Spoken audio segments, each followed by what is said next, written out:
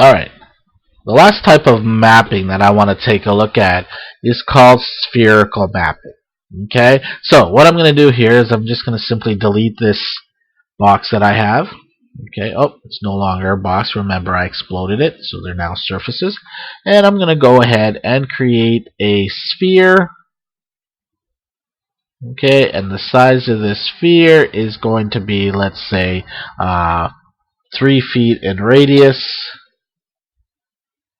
Okay, sorry, I'll type 36. Sorry, because I don't have my unit set properly. I typed 36. There it is. And I'm going to apply a material to this. Okay, so let's go and I'll apply a tiled material. So I'm going to go under, let's see if there's,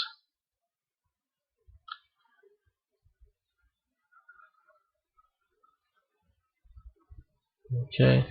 Let's see, what shall I use? Maybe ceramic. Okay, let's go ceramic, and let's go to this 1-inch squares. Okay, and I'm going to apply that to this object. Okay, there we go. So that looks pretty good, right? But take a look at the way it applies this material. It looks very awkward.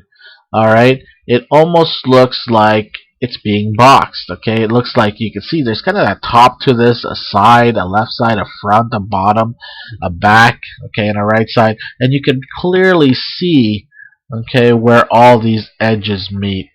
All right, so this is a issue with tiling, okay, with mapping. So if you take a look at this example here in my notes, you can see there's the issue. Okay, if I zoom into there's the issue. You could clearly see that the sides kind of act like a box rather than a sphere. What I want to be able to see is kind of this right here. Okay, you can see it's kind of a wedge-like look to it, so it thins out at the top, gets thicker, and then thins out at the bottom. Okay, this wedge look, okay, is what I'm after, rather than this. Alright, so that's spherical mapping. So again, to do it, quite simple. All I'm going to do is I'll zoom up to this a little bit, and I'll go under my render, material mapping, and here is spherical. I'll simply select the object, press enter, and I'm done. Now, you might think, oh my gosh, what happened there? Okay, something is wrong. But it's not, it's correct. The only thing I need to do now, I'll press escape, is change the size of the material. Because now the material, what happens is, it's conforming to a size in this area. So it becomes very, very small, okay? So I need to change the size. So I'm going to go to my texture editor right here. Sample size is 28. Let's now make it 1.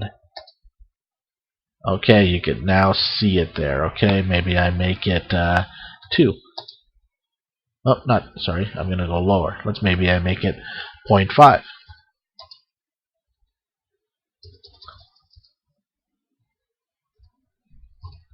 Okay, so I have to map it definitely to make it smaller, because you have to take into account that this area here, they have to become quite a bit smaller.